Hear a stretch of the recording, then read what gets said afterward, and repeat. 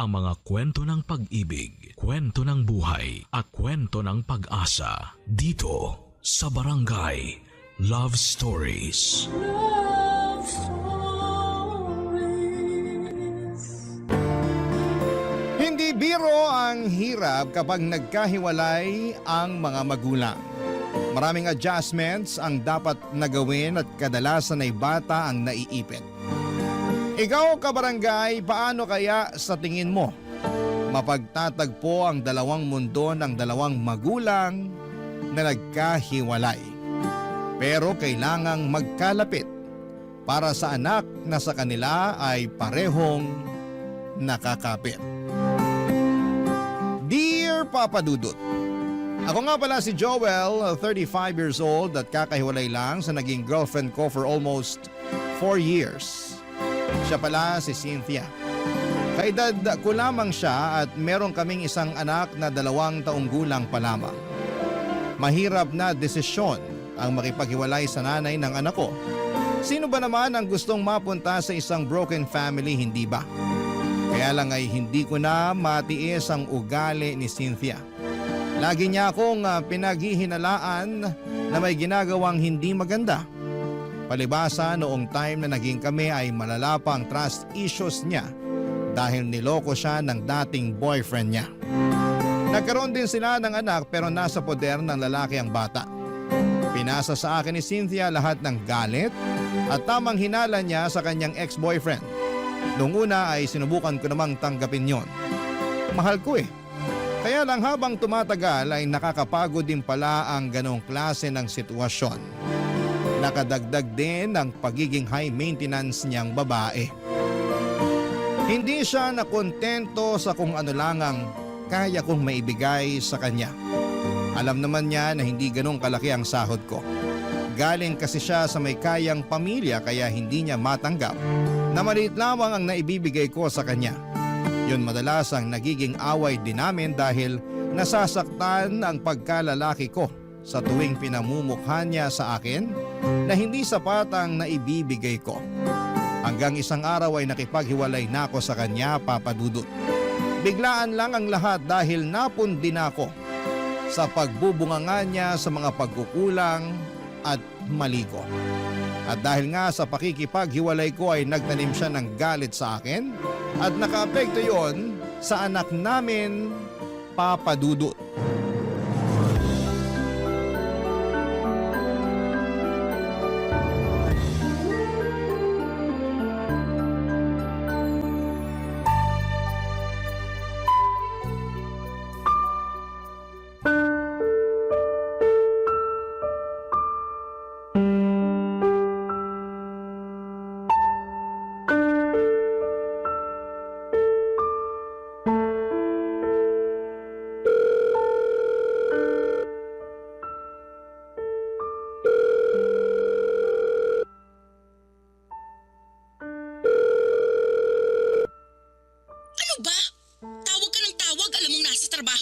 Bakit kasi ayaw mong sagutin ang tawag ko?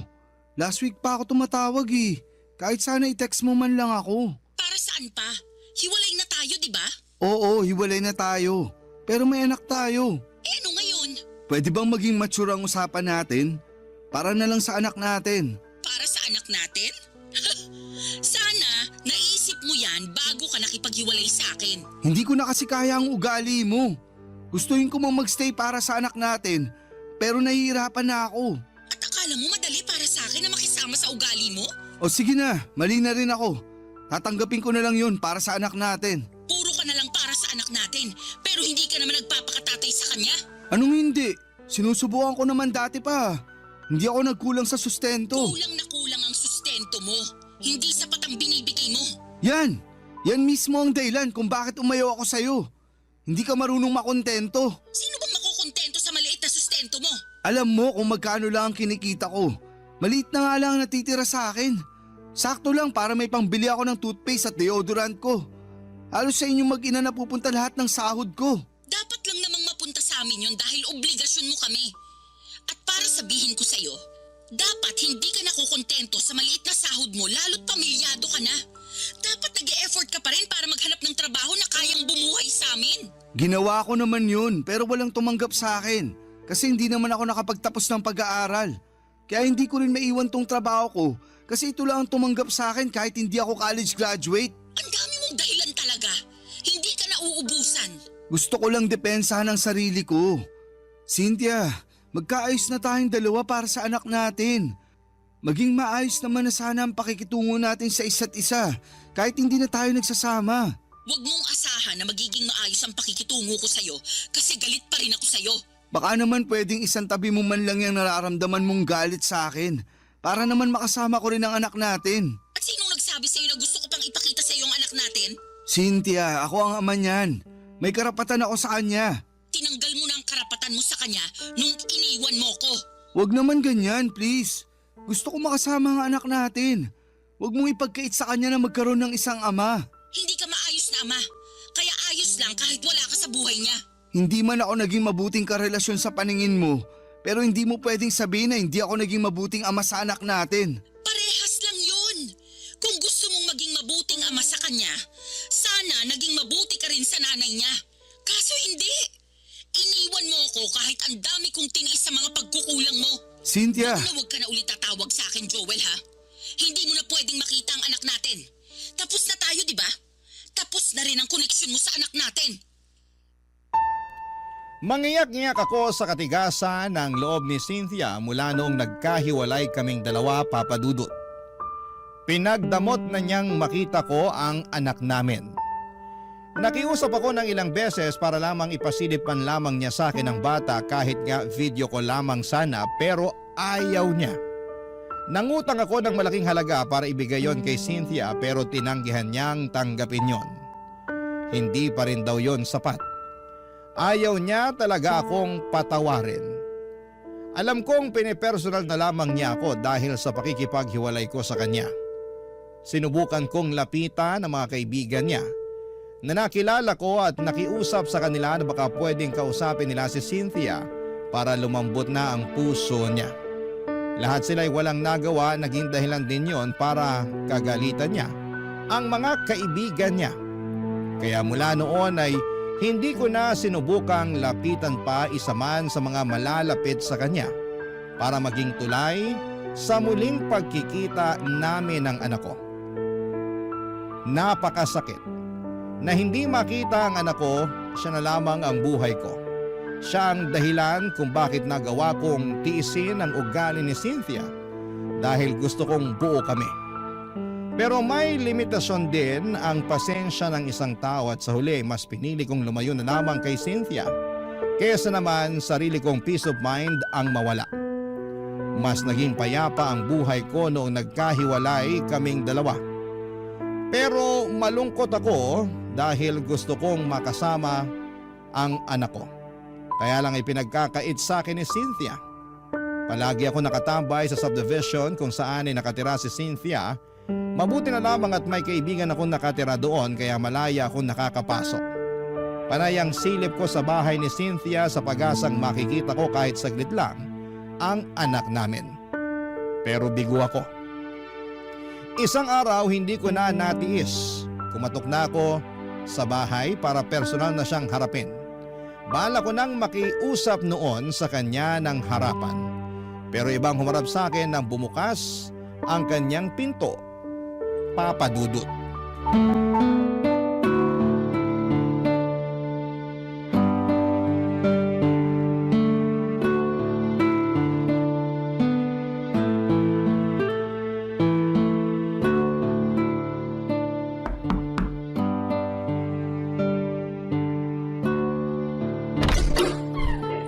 Sino po kayo? Sino ka? Hala? Ako po kaya unang nagtanong. Joel. Joel ang pangalan ko. Andyan ba si Cynthia?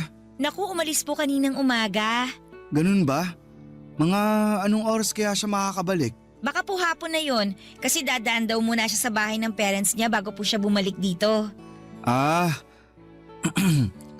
sino ka nga pala? Ay, pasensya na, hindi po agad ako nakapagpakilala. Ako nga po pala si Mara, ang yaya ng anak ni Ma'am Cynthia. 30 years old at mula sa lugar ng mga matatapang, Etivac, Cavite! Hanep ang intro pang Miss Universe. Kabog, di ba? Sabi niyo kasi magpakilala ako eh. Kaano-ano mo si Cynthia? Ay, naku, teka lang po baka miyembro kayo ng Budol-Budol Gang ha? Kasi yung mga ganyang tanungan, napanood ko na yan sa balita eh. Hindi. Ay, ex-boyfriend ako ni Cynthia. Kayo po yung lagi niyang sinasabi na kampo ng demonyo. Naalala ko na. Kayo yung tatay ng anak niya. Ang sakit naman nung kampo ng demonyo. Pero sige, tatanggapin ko. Ganun ang tingin niya sa akin eh. Ang tindi nga po ng galit niya sa inyo. Ang dami niyang kwento tungkol sa inyo. Hula ko, wala siyang magandang nasabi tungkol sa akin no. Ang galing niyo naman pong manghula. Iniwalayan ko kasi siya, kaya sobrang bitter niya sa akin. Naiintindihan ko naman siya, kaya lang Kaya lang ano po? naiipit kasi yung anak namin. Doon ako nahihirapan. Ay, hindi po ba niya pinapakita sa inyong anak niyo? Mula nung nagkaiwalay kami, hindi na niya pinakita sa akin. Kahit makausapan lang po sa phone? Kahit yan, hindi pwede. Pinapaupa ko na muna ang galit niya sa akin. Pinagdarasal ko na lang na makamove on na siya agad para hindi na niya ipagkait sa akin yung anak namin. Mukhang matagal-tagal pa bago siya makamove on sa inyo, sir. Halos bumuga na nga ng apoy sa tuwing naaalala niya kayo eh. Mapagtanim din kasi ng galit yun. Hayaan mo na lang. Baka naman kasi minahal rin niya kayo ng sobra.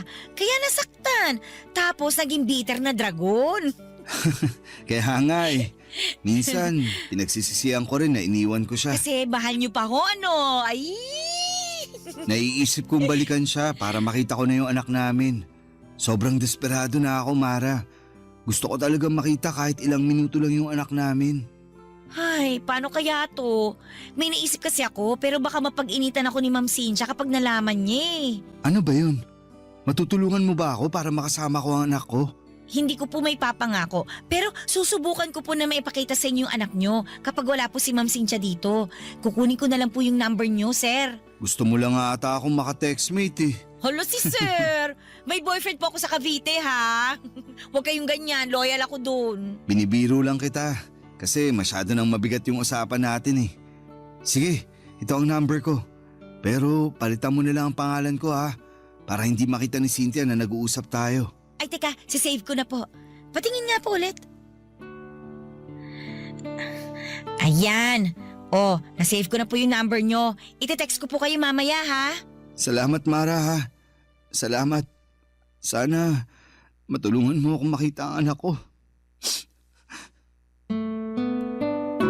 Hindi ko maitago ang saya ko nang makaharap ko si Mara.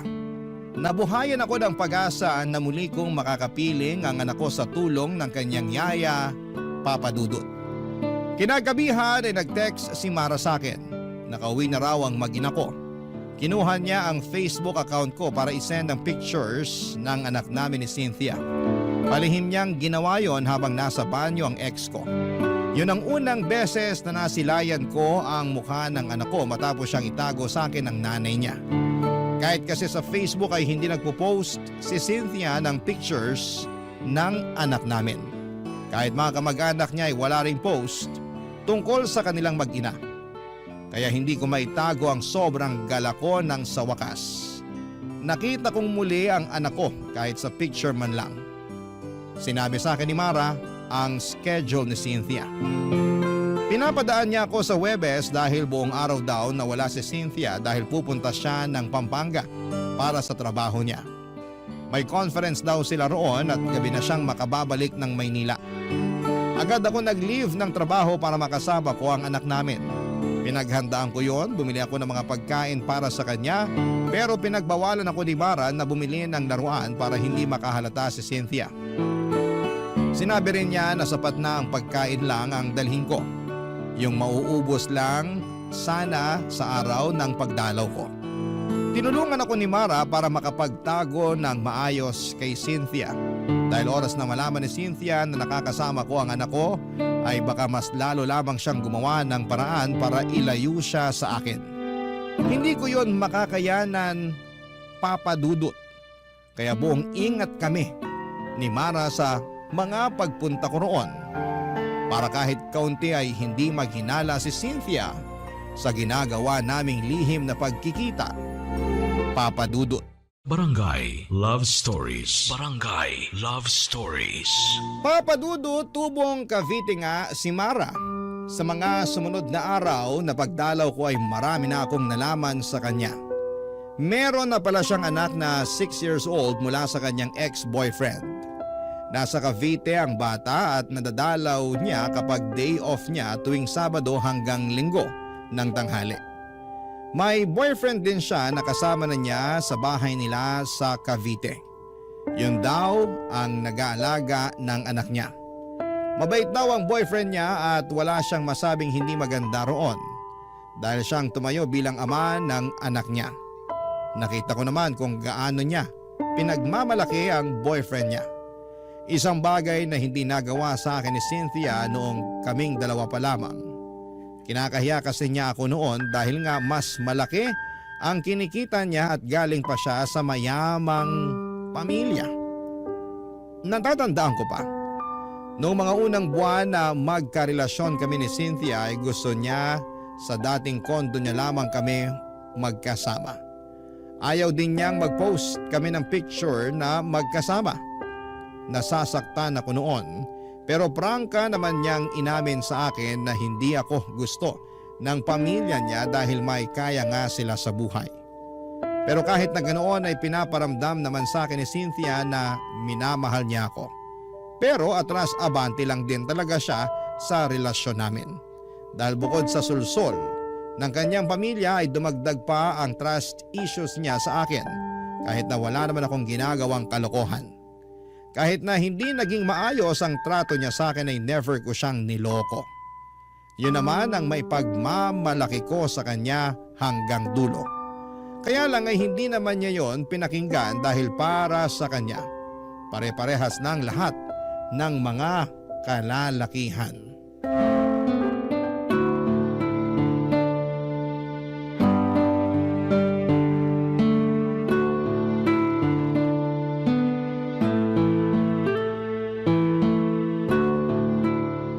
Pinagod niyo po yung anak niyo, sir. Ang himbing kagad ng tulog, oh. Sorry na. Na-enjoy ko lang makipaglaro ulit sa kanya. Alam mo namang ang tagal ko nang hindi nakasama ang anak ko. Gets kita, sir. Ganyan din ako sa anak ko tuwing umuwi ng Cavite kapag day off ko. Parang ayoko nga patulugin para hindi matapos yung bonding naming dalawa eh. Ang sarap maging magulang, no? Mahirap pero masarap. Sinabi niyo pa, sir. Wag mo na nga akong tawaging sir. Halos magkaedad lang naman tayo. Tsaka close naman na tayo eh. Eh naku, nakakailang naman kung tatawagin ko lang kayong Joel. Hindi ako sanay. Tatay kayo ng inaalagaan kong bata. Pero hindi naman kita pinapasahuran. Kaya tanggalin mo na yung sir ha. O sige na nga, susubukan ko. Mara, salamat talaga ha. Naging tulay ka para makasama ko ulit ang anak ko. Alam mo, ilang beses ka nang nagpasalamat. Okay na nga yun. Masaya akong makatulong. Tsaka kailangan talaga ng bata na makasama din ang tatay niya. Sana ganyan din ang mindset ni Cynthia.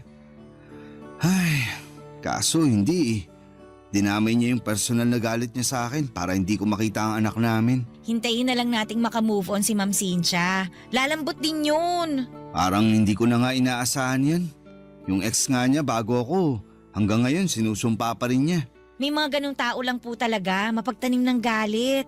Kahit maliliit na pagkakamali, hindi niya kayang patawarin. Isang beses, alam mo ba, nakalimutan ko lang siyang batiin para sa mansari namin. Aba, hindi na niya yun pinalagpas. Lagi niyang sinusumbat. Keso wala raw akong pakialam sa relasyon namin. Eh, isang beses lang naman nangyari yun. Eh teka, may ganyang experience din ako kay Ma'am Cynthia. Minsan, nakalimutan ko ilabas yung basura. Ayun, mula noon may trust issues na siya sa akin. Halos oras-oras bago matulog, pinapaalala niya sa akin yung basura. Kahit hindi naman na naulit yun. Pero wala na siyang tiwala sa akin. Ang sabi niya, mauulit pa raw yung pagkalimot ko. Aabangan daw niya yun at ipamumukha niya sa akin. Ganyan nga siya. Gusto niyang mapatunayan lagi na tama siya. Kaya babantayin niya lahat ng galaw mo para makahanap ng butas. Gusto niyang may paglaban na hindi siya nagkakamali ng iniisip tungkol sa'yo. Ay, nakakapagod yun. Buti nga natiis niyo eh. Ikaw din naman, natiis mo siya. Eh wala naman po akong choice kundi magtiis. Malaki kasi ang pasahod niya sa akin eh. Hindi naman alagain yung anak niyo. Si Ma'am Cynthia na lang talaga yung kailangan kong pagpasensyahan. Sana balang araw, ma-realize niya yung ugali niyang ganun. Mauubusan talaga siya ng taong iintindi at magtitiis sa kanya kapag hindi pa siya nagbago. Eh, matanong ko lang Joel, wala ka na bang nararamdaman na pagmamahal sa kanya? Mahal ko pa naman siya. Hindi naman yun agad-agad na nawawala. Napagod lang talaga ako nun kaya ako nakipaghiwalay. Pero andun pa rin yung love ko sa kanya. Huwag mong sasabihin ha, papalakpak na naman ang pride nun kapag nalaman niya. Naku, ayoko na rin kayo magkabalikan dalawa. Ha? Bakit naman? Eh kasi kapag pinag-uusapan natin siya, ramdam ko yung lungkot at stress sa'yo. Pero kita ko pa naman sa mga mata mo na may feelings ka pa rin naman sa kanya. At okay lang yun. Hindi naman basta-bastang nawawala yun eh. Nanay kasi siya ng anak mo. Salamat sa pag-intindi ha. Sobrang bigat lang kasi talaga ng pinagdaanan ko sa kanya. Siya ang pinakaminahal ko sa lahat ng mga nakarelasyon ko. Pero siya yung pinakamasakit na lesson na dumating sa buhay ko. Takot ka na siguro magmahal ulit ano? Ay, Joel! Kailangan mo nang umalis! Tumatawag si Ma'am Cynthia! Mukhang pauwi na to!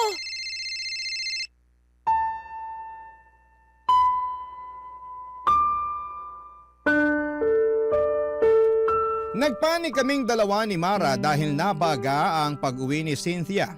Pinagdadampot ko na lamang lahat ng kalat at pagkain na pinagsaluhan namin ni Mara at ng anak ko bago ako lumabas.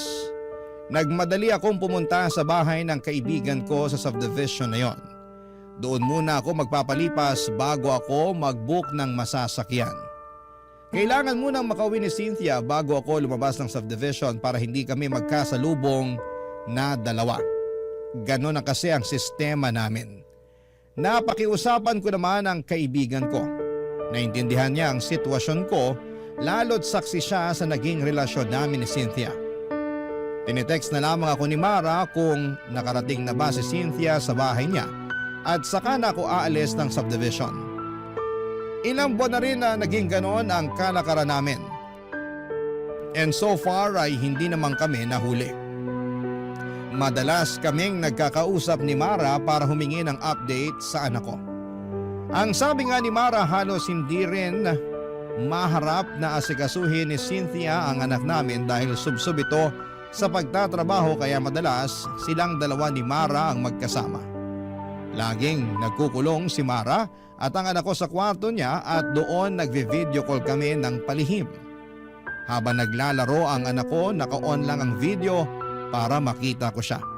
Mabuti na lamang at tahimik ang anak ko kapag nakaka-video call ko siya. Araw-araw ay gano'n ang mga nangyayari. Siguro isang pasasalamat din na naging busy si Cynthia sa trabaho niya para kahit sa video call man lang ay makita ko ang anak ko. At syempre, hindi siya makakahalata sa sitwasyon namin. Isang Sabado nag-message si Mara sa akin. Hindi raw siya nakauwi ng Cavite dahil may bigla ang meeting si Cynthia. Kaya pinapunta niya ako doon. Sakto namang day off ko kaya may oras ako para pumunta doon. Bumili ako ng pagkain para sa anak ko at rosas naman para kay Mara bilang thank you ko sa kanya sa mga ginagawa niya para sa aming mag-ama Papa Dudut.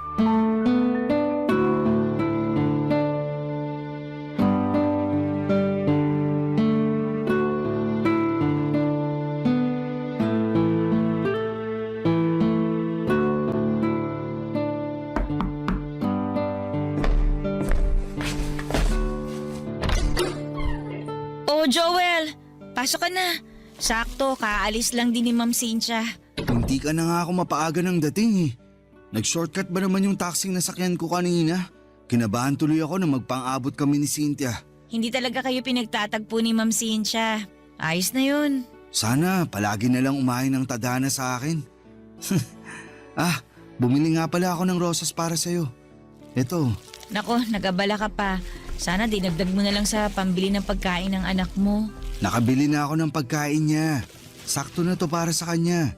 Dinagdagan ko pa nga para maibigay ka sa anak mo kapag umuwi ka sa inyo sa Cavite. Thank you tulog pa pala yung anak mo. Gusto mo ba gisingin ko na? Ay, wag. Hayaan mong makapahinga siya. magkwentuhan na lang muna tayo habang tulog pa siya. Kumusta ka? Ayos lang. Parang malungkot ka. Dahil ba hindi ka nakauwi sa Cavite ngayong day off mo? Mabuti ngang hindi ako umuwi dun ngayon. Ha? Bakit naman? Ano ba nangyayari? Magkwento ka, makikinig ako. Wala to. Ayos lang ako. Gusto mo ng kape? Magtitimpla ako. Sige, para mas sumarap ang kwentuhan natin tungkol dyan sa pinagdadaanan mo. Ayos nga lang ako, Joel. Huwag mo na akong intindihin. Gusto kong makabawi sa'yo sa lahat ng tinulong mo sa akin. Kung makakabawi ako sa pakikinig, andito ako. 2 tenga, nakasanla sa'yo. Ang kulit mo Okay nga lang ako. Kahit sinasabi mong okay ka, halata naman sa mga mata mong hindi. Di tama nga ako. Ay, ano ba nangyari? Kasi nakikipag-iwalay na sa akin yung boyfriend ko Sabi niya, hindi na raw niya kaya na 1 beses lang sa 1 linggo kami magkita. Natatakot daw siya na baka may makilala ako dito sa Maynila. Napipili niya ako kung trabaho ko raw o siya. Anong sinabi mo? Sabi ko pag-iisipan ko. So may chance na iwan mo ang trabaho mo rito para sa kanya? Oo, kasi mahal niya yung anak ko Mabait naman siya. Mahal mo ba? Parang. Hindi mo naman pala mahal pero bakit nagstay ka sa kanya? Kasi bihira na lang yung maayos na karelasyon ngayon Maswerte ako na nakilala ko siya kasi minahal niya ako tapos damay pa yung anak ko. Naiintindihan kita. Nakakalungkot lang kung sakaling pipiliin mong iwan tong trabaho mo para sa kanya. Hindi pa naman ako sigurado sa magiging desisyon ko. Gusto ko pa rin naman tong trabaho ko, lalo na't napamahal na rin sa akin yung anak niyo ni Ma'am Cynthia. Salamat ha. Bilang magulang, masarap sa pandinig yung sinabi mo. Napakaswerte ng boyfriend mo sa'yo. Sana lang huwag kanyang i-pressure na mamili. May karapatan ka pa rin namang magdesisyon para sa sarili mo. Thank you Pwede bang payakap? Parang kailangan ko lang kasi ngayon. Sige. Halika rito. Kailangan ko rin naman ng yakap ngayon Papadudot, nagkayakapan kami ni Mara. Inakala kong sandali lang yon para medyo gumaan ang pakiramdam niya. Pero hindi siya kaagad bumitaw. Nakayakap siya ng mahigpit sa akin at kasabay noon ay nadinig ko ang pag-iyak niya. Halatang naguguluhan at nahihirapan siya sa problemang kinakaharap niya. Aaminin ko na pagyakap niyang yon ay may naramdaman akong kakaiba. Nakaramdam ako ng init sa katawan ko. Lalo na noong dinidikit pa niya ang bandang dibdib niya sa akin. Papadudot, hinawakan ko ang kanyang buhok at hinaplos-haplos yon para doon mabaling ang atensyon ko at hindi ako makagawa ng hindi maganda. Pero sa ginawa kong yon ay mas lalong dumikit sa akin si Mara. At nang kumala siya sa pagkakayakap sa akin ay agad niya akong hinalikan. Ako naman, Papadudot, ay nagpaubaya. May nangyari sa aming dalawa sa sala ng bahay ni Cynthia. Mabilis lamang yon dahil natakot din kami na biglang dumating si Cynthia. Nang matapos kami, nakayakap pa rin si Mara sa akin at sinabing yon ang unang beses na nakaramdam siyang muli ng saya. Sa piling ko lang daw niya naramdaman yon. Napangiti ako at aaminin kong magaan din ang loob ko kay Mara at nakikita ko siyang mabuting tao base na rin sa kanyang pananalita at kung paano niya kami asikasuhin ang anak ko. Pagkatapos noon ay tinawagan niya ang boyfriend niya at sinabing hindi na niya iiwan ang trabaho niya sa Maynila. Nakaramdam ako ng tuwa sa mga nalaman ko. Dahil kahit papaano, may magiging paraan pa rin ako para makasama ang anak ko. Dahil syempre oras na umalis si Mara ay mapuputol na ang pagkikita namin ng anak ko, Papadudot. Barangay Love Stories. Barangay Love Stories. Nakipaghiwalay na nga ang boyfriend ni Mara sa kanya, Papadudot. Mabilis lang naman yung tinanggap ni Mara dahil alam niyang hindi naman niya mahal ang lalaking yon. Alam niyang nadaan lamang siya sa kabutihan nito at sa ipinakita niyang pagmamahal sa anak niya. Doon na kami malayang nagkaroon ng lihim na relasyon. Yun nga lang ay nilihim namin ang lahat ng yon hanggat hindi pa natatanggap ni Cynthia ang hiwalayan naming dalawa. Hindi ko pwedeng sabihin sa iba ang namamagitan sa pagitan namin ni Mara. Alam kong mas lalo lang magtatanim ng sama ng loob sa akin si Cynthia kapag nalaman niyang kasambahay niya ang pinatos ko. Naintindihan naman yon ni Mara at sinabi sa akin na walang problema sa kanya kung patago muna kami dahil alam niya ang ugali ng ex-girlfriend ko. Napadalas na ang pagpunta ko kina Cynthia. Kahit andon si Cynthia ay nagagawa ko pa rin makipagkita kay Mara. Doon nga lang kami sa bahay ng kaibigan ko nagtatagpo kapag tulog na si Cynthia. Madalas nga, kapag dumadalaw na ako sa bahay ni Cynthia, hindi ko na halos nakakasama ang anak ko kasi mas madalas na kaming magkaharutan ni Mara. Nananabik din kasi ako sa feeling na merong nagmamahal sa akin. Pero hindi naman namin pinapabayaan ang anak ko ha, ikaklaro ko lang. Siyempre alam niyo naman na siguro yung pakiramdam ng mga unang buwan ng relasyon, hindi ba? Kumbaga nakaikot lang kayo sa mundo ng bawat isa at ini-enjoy ang lambingan at saya. Ganon ang nangyayari sa amin noon ni Mara.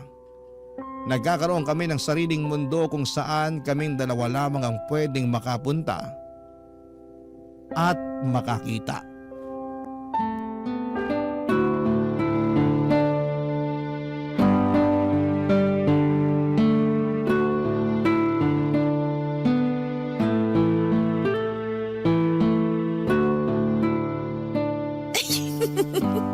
Huwag mo naman masyadong pisilin yung tabako sa tiyan. Huwag mo na akong pigilan. Alam mo namang ito ang paborito ko sa'yo, di ba? Halata naman, palagi mo ang hinahalikan eh. Kakagigil eh. Parang tabaan ng baby. Lambot. Hawak nga ulit. Ikaw talaga, tama na nga, nakikiliti na ako. Ang hirap magpigil. Ikaw kasi, nag-crop top ka pa. Mas lalo ko tuloy nakita ang bilbil mo. Teka nga, magja-jacket na lang muna ako para tumigil ka na. Wag na. Ganyan ka na hanggang kabagin ka. Panindigan mo na lang ang crop top mo. Huwag tayo masyado maingay kasi baka mamaya magising pa yung anak mo. Ayos lang yun. Para makita niya kung gaano kasaya ang tatay niya. Masaya ka ba talaga? Oo naman. Mula nung dumating ka, nakakasama ko na yung anak ko. Tapos, may pabonus ka pang bilbil na pinanggigigilan ko. Ayaw mo na talagang lumayo sa usapang bilbil ha? Paano ba ako makakalayo? Laging nakadikit ang bilbil mo sa akin. Para maramdaman ko kung paano kang nag-iinit sa akin. Eto na nga't parang nilalagnat na ako sa init. Tara na nga sa kwarto ni Cynthia. Huy, bakit naman dun? Para hindi masakit sa likuran kapag nag-aano na tayo. Ang hirap kasi rito sa sofa eh. Medyo may katigasan na. Tsaka mukhang malaki yung kama ng ex-girlfriend ko kaya kahit tumambling pa tayo hindi tayo mahuhulog. Baka maamoy niya tayo pag uwi niya. Mas okay na rito sa sala para mabilis linisin yung ebidensya. Doon sana sa kwarto mo kaso andun naman ang anak ko. Pwede naman dun pero tahimik lang tayo ha. Ano, game? Wag na roon. Nakakailang naman kung sa harapan pa ng anak ko nilalandi yung yaya niya. Exciting nga yun eh. Ikaw grabe yung mga pantasya mo. Marami na kasi ako nasubukang pantasya mula nung naging tayo. Pukis nga ako, tsaka... Ay, tumatawag si Ma'am Cynthia. Sagutin ko lang to ha. Quiet ka muna dyan. Hello, Ma'am Cynthia. Oh, Ma'am, ano po yun? Pauwi na ako ng bahay. Pakilutuan mo ako ng ulam. Kahit anong nandyan sa ref. Okay lang kahit prito. Mga ilang oras po, Ma'am, bago kayo makarating dito sa bahay. Bakit kailangan mong malaman? Wala naman po. Para lang po matansya ko kung ano oras po ako magluluto. Para mainit po yung ulam na maaabutan nyo. Mga 2 oras mahigit. Sa kapalitan mo na rin yung bedsheet ko. Nangangati ako ron eh. Sige po, Ma'am. Meron pa po ba kayong ipapagawa? Wala naman na. Asikasuhin mo na lang yung mga pinapagawa ko. Bye. Joel, Ano yun? tara na dun sa kwarto ng ex-girlfriend mo. Dumihan na natin yung bedsheet kasi pinapapalitan na niya sa akin. Ayos! May nangyari sa amin ng ilang beses sa kama ni Cynthia, Papa Dudut. Aaminin kong nakadagdag ng init yon sa pakiramdam ko lalo't kama yon ng ex ko. Pagkatapos noon ay nagmadali na akong umalis ng bahay. Hindi ko na nga nahintay na magising pa ang anak ko. Babawi na lamang ako sa susunod sa kanya. Kailangan ko na kasing makaalis para hindi kami magkaabutan ng nanay niya. Mabuti na lamang at maagang dumating ang nabukong sasakyan kaya nakaalis din ako kaagad bago mag-update si Cynthia na pauwi na raw ito. At nang makauwi ako ng bahay, tinadtad ni Mara ng mga selfie niya ang messenger ko. Napangiti ako at nakaramdam muli ng init. Sinabi ko sa kanya na mag-usap na lamang kami ulit kapag matutulog na si Cynthia. At makalipas nga ang ilang oras bago sumabit ang alas 11 ng gabi ay nag-message na si Mara. Gising noon ang anak ko at magkasama silang dalawa habang magka-video call kami. Para silang mag-ina at para kaming pamilya ng mga oras na yon. Nakapag-usap siguro kami ng mahigit 1 oras bago ko tinapos ang tawag. Para makapagpahinga na rin ang anak ko dahil alanganin na ang oras. Nag-chat na lamang ako kay Mara na sabihan niya ako kung kailan ulit ako makakadalaw. Mabilis naman siyang nag-reply at sinabing pwede na raw kagad kinabukasan. May out of town meeting daw si Cynthia at madaling araw na ito makakauwi. Natuwa ako noon dahil mas mahaba ang oras na makakasama ko na si Mara at ang anak ko. Kaya naman natulog na ako kaagad para maaga akong makabili ng mga pagkain nilang dalawa sa pagdalaw ko, Papa Dudut.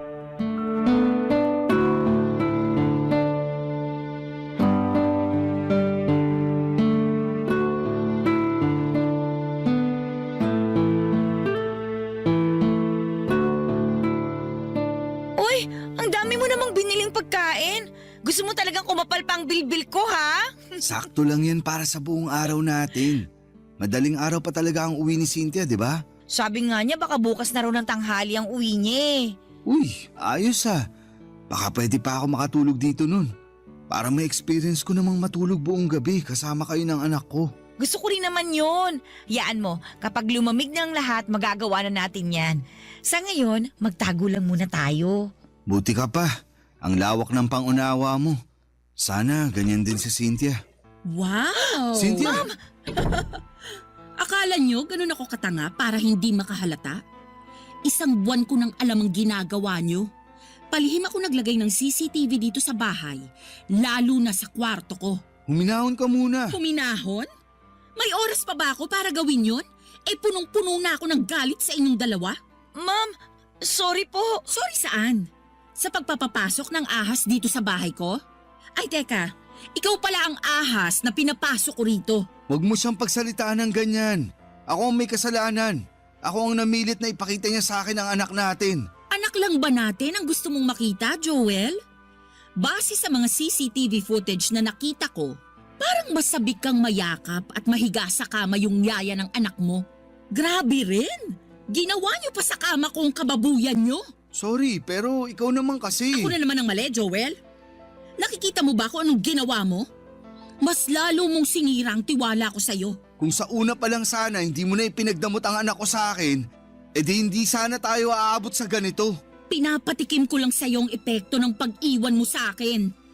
Sinabi ko naman sa'yo na huwag mong idamay ang anak natin sa problema natin pero… Sa ayaw at gusto mo, madadamay talaga ang anak natin. Lalo na ngayon, ang bababoy nyo. Habang nasa kabilang kwarto ang anak natin, nagawa mo pa talagang patungan ng yaya niya, Joel? Anong klaseng pag-iisip ang meron ka? Bakit init ng katawan ang pinapairal mo? Kasalanan ko po, Ma'am Cynthia. Huwag niyo pong sisihin si Sir Joel. At ngayon, Sir Joel ang tawag mo sa kanya? Matapos kang maghubad sa harapan niya? Iba ka rin ha? Nagmamahalan lang po kaming dalawa. Walang masama sa ginagawa namin. Nagmamahalan? Walang masama? Sigurado ka? Habang wala ako sa bahay na to, Pinagkatiwalaan kita, Mara. Ang bilin ko sa'yo, wag na wag kang magpapapasok ng ibang tao. Pero sinunod mo ba yon? Hindi. Sabihin mo ngayon sa akin kung walang masama sa ginawa mong yon. Hindi mo na nirespeto ang bahay ko. At hindi mo rin ako nirespeto. Sorry po, ma'am. Hanggang sorry ka lang talaga, no? Tama na, Cynthia. Pag-usapan na lang natin to. Sige, pag-usapan natin to. Kasi ang dami ko nang naipon sa puso kong galit sa'yo eh. Baka sakaling gumaan kapag sinumbat ko na sa'yo lahat. Kapal ng mukha mo, Joel. Ang dami mong pagkukulang sa akin noon. Pero pinilit kong tanggapin ka. Kasi naniniwala ako na ikaw yung makakabuti para sa akin. Lalo na nung nabuntis mo ko. Pero anong ginawa mo? Nung time na gulong-gulo ko sa mga nararamdaman ko, iniwan mo ko. Pinabayaan mo ko. Hindi mo alam kung gaano kasakit sa akin na isipin yung future na hindi ka namin kasama ng anak mo. Hindi mo alam kung gaano kasakit sa akin na isipin na nagmamahal ka na ulit ng iba tapos makakalimutan mo na kaming mag-ina. Hindi naman mangyayari yun. Nagkaiwalay tayo pero hindi naman ibig sabihin ipababayaan ko na kayo. Mag-ina ko pa rin kayo at parte na kayo ng buhay ko. Mahal kita, Cynthia. Kahit ano pang nangyari sa atin, hindi na yun magbabago. Kung mahal mo ko, piliin mo ko ngayon. Anong ibig mo sabihin? Kung gusto mo pang makita pa ang anak mo, ako ang pipiliin mo. Cynthia. Kami ng anak mo o ang katulong ko? Mamili ka. Hindi ako makagalaw sa sinabi ni Cynthia, Papa Dudut. Hindi ko nga rin matignan si Mara dahil alam kong nasasaktan siya sa narinig niyang sinabi ng ex ko. Kahit ako ay naguluhan, lalo na noong pinangtakot na ni Cynthia sa akin ang anak namin. Sinabi niyang lilipat na raw sila ng lugar at hindi ko na sila kailanman makikita. Ang bigat ng loob ko habang iniisip ang posibilidad na mangyari yon. Nang hindi pa ako sumagot ay sinabi niyang pwede kaming magkabalikang dalawa, total ay mahal ko pa naman daw siya. Ayusin na lang daw namin at susubukan niyang baguhin kung ano man ang mga naging pagkakamali niya. Hindi pa rin ako nakapagsalita noon. Parehas kami ni Mara. Nang wala siyang makuhang sagot sa akin ay pinalis niya ako ng bahay. Pero bago niya ako paalisin, binigyan niya ako ng palugit na 1 buwan para pag-isipan kung sino ang pipiliin ko sa kanila ni Mara. Tahimik pa rin si Mara at kabado dahil anak ko na ang pinangsasangga ng nanay niya. Pinalis na rin ni Cynthia si Mara at umuwi muna si Mara sa Cavite at sinabi niyang hihintay na lamang niya kung anuman ang magiging desisyon ko. Sobrang hirap ng pinasok kong gulo. Sana ay matulungan niyo po ako. Oo, at may nararamdaman na ako para kay Mara. Nakikita ko siya bilang mabuting tao at mabuting karelasyon. Pero aaminin kong mas mahal ko pa rin si Cynthia. Pero ang hirap na makasama pa siya. Pero paano ang anak namin kung sakaling hindi ko siya piliin na balikan? Higit sa lahat ay anak ko na ang pinakagusto kong makasama. Pero tulad ko ay ipit din siya sa sitwasyon. Sana po ay matulungan niyo po ako. Ako ang inyong kabarangay forever, Joel. Barangay Love Stories. Barangay Love Stories. Nalilito pa rin sa life ang ating kabarangay. Ano kaya ang maipapayo mo sa kanya? Ibahagi mo yan sa ating comment section para mabasa rin niya. Nagustuhan ng iyong napakinggan? Ituloy yan via live stream sa www.gmanetwork.com/radio. In Mega Manila, 97.1. Forever. Ang mga kwento ng pag-ibig, kwento ng buhay at kwento ng pag-asa dito sa Barangay Love Stories. Love Stories. Ang pag-ibig na wagas ay hindi sumusuko sa pagsubok. Hindi ito nakabase sa yaman o karangyaan, kundi sa tunay na damdaming handang magsakripisyo kahit anong unos pa ang dumaan. Ikaw, kabarangay, sa panahon ng hirap at ginhawa, kaya mo rin bang ipaglaban ang ganitong klase ng pag-ibig? Dear Papa Dudut, magandang araw sa inyo, Papa Dudut. Ako po si Ermilio, pero tawagin niyo na lamang po ako sa palayaw kong Melo. 45 years old na ako at 15 taon na sa serbisyo bilang isang gwardiya sa isang bangko dito sa Pampanga. Sa loob ng 15 years na yon ay paulit-ulit na ang naging gawi ko sa araw-araw. Palaging bahay trabaho at tuwing day off naman ay nakikipag-inuman ako minsan sa mga kumpare ko. Panggabi ako sa trabaho at dahil ako ang bantay sa bangko tuwing sarado ito ay wala akong ibang ginawa buong magdamag kundi ang manood lang ng pelikula online habang hinihintay ang pagsapit ng umaga. Halos maubos ko na nga ang lahat ng mga action movie na available online. Kapag naman hindi ko trip ang manood ay nakikinig ako sa mga kwento ninyo para hindi ako antukin, Papa Dudut. Pagdating ng karelyebo ko ay dumadaan ako sa karinderya para kumain at saka magpahinga sa bahay. Papa Dudut, hindi lang ako ang mag-isang nagpupuyat para magtrabaho. Kasama ko rin sa pagbabantay sa bangko na pinagtatrabahuhan ko ay isang mag-asawa na nagtitinda ng balot at sigarilyo.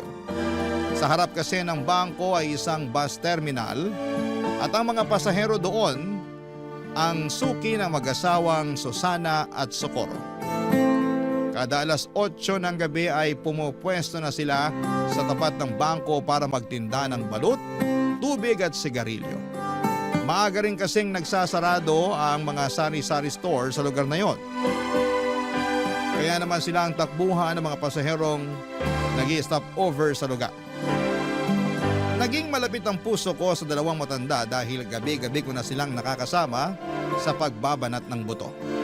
Tandang-tanda ko pa nga noong unang araw ko sa trabaho, taong 2010, sinaway ko sila noong nakita ko silang nag-aayos ng pwesto nila isang gabi, Papa Dudut.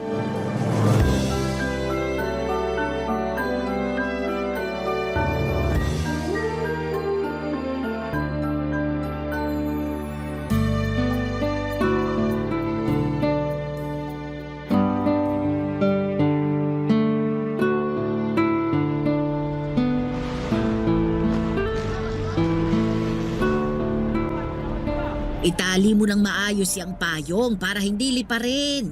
Paano liliparin? Wala namang hangin. Kine-question mo pa ako, itali mo na nga lang. Hindi natin hawak ang panahon. Baka mamaya biglang lumakas ang hangin. Ito na, itatali ko na. Mawalang galang na po, Nay, Tay. Bawal po kayong magtinda rito. Pag-aari po ng bangko tong lugar eh. Hindi po kayo pwedeng pumesto rito. Ay anak, matagal na kaming nagtitinda rito. Dito talaga yung pwesto namin. 10 taon na kaming pumapwesto rito, sir. Alam yan nung security. Ako na po yung bagong gwardya. Wala na po yung dati. Wala na si Rudy? Bakit? Anong nangyari sa kanya? Lumipat po siya ng agency. Di na raw po niya kaya magpuyat. Ganun ba? Hindi ba niya nabanggit sa'yo na may pumupwesto rito para magtinda? Hindi po eh. Hanggang alas 4 lang naman kami dito, sir. Bago pa magbukas yung bangko, wala na kami rito. Kaso po ngayon, mas maigpit na yung patakaran. Bawal talaga mga nagtitinda sa mismong labas ng entrance eh. Baka mamaya may dumating mula sa head office, ako po yung mapagalitan. Wala naman sigurong dadalaw sa inyo ng ganitong oras. Gabi na eh. Kahit doon na lang kami sa gilid para hindi makasagabal. Ayos lang ba yon? Ay, sigurado po ba kayo na matagal na kayo rito? Oo, 10 taon na kaming nagtitinda rito. Marami nang dumaang CQ dyan. Lahat sila kilala kami. O sige po, kung pinapayagan naman kayo ng mga dating security dito, hindi ko na po kayo paaalisin. Basta medyo gumilid lang po tayo ha. May CCTV po kasi. Mahirap na, baka mapagalitan ako. Kasi simula ko pa lang po dito sa trabaho. Ay naku, salamat ha. Socorro, ilipat mo na yung mesa sa gilid. Buhatin mo na muna yung lagayan ng balot. Ay, wag niyo na pong ilipat. Diyan na po muna kayo ngayong gabi pero bukas po, doon na kayo sa gilid, ha? Tsaka iwasan po natin magkalat. Bawal din po ang maingay. Opo sir, wala pong problema sa kalat. Nagwawalis kami bago kami umuwi. Wala ring maingay dito. Sige po. Salamat. Ano nga palang pangalan mo, anak? Ermelio po. Pero Melo na lang po ang itawag nyo sa akin. Salamat, Melo. Wala pong anuman. Kayo po, ano pong mga pangalan nyo? Ako si Susana. Ito naman ang asawa kong si Socorro. Taga rito lang din po ba kayo? Oo, malapit lang kami rito. Diyan lang kami sa may bukana, yung papasok dyan. Ganun po ba? Ilang taon na po kayo? 60 na ako. Ako naman +5. Bale 65 po. Oo, mas matanda ako sa kanya ng 5 taon. Bakit naman po hanggang ngayon nagtatrabaho pa kayo? Hindi po ba dapat nagpapahinga na lang kayo sa bahay nyo? Nako, kung hindi kami magtitinda, saan kami pupulot ng pangkain? Kailangan naming kumita para may pambili kami ng ulam. Wala po ba kayong anak? Meron, marami. 5 silang lahat. Nasaan po sila? Bakit hindi po sila magbanat ng buto? May kanya-kanya na silang pamilya eh. Kami na lang nitong asawa ko yung magkasama sa bahay. Ganun po ba? Di wala na kayong kasama sa bahay niyan. Wala na. Kami na lang dalawa ni Socorro ang magkasama. Sabi ko nga sa kanya, tumira na lang kami dun sa bahay ng bunso namin eh. Kaso ayaw ng asawa ko. Bakit naman po? Magiging pabigat pa ba kami sa bunso namin? Wag na. Kaya naman namin ang sarili namin eh. Nasa 60 na kami pero malakas pa naman kami. Mabuti naman po kung ganun pero dapat sa edad nyo pong yan. Yung natitirang lakas nyo, ini-enjoy nyo na lang po eh. Parang yung nanay ko po, hindi ko na siya pinagtatrabaho ngayon. Maswerte yung nanay mo, sir. Kasi may mabait siyang anak. Kami. Naku, itong si Socorro.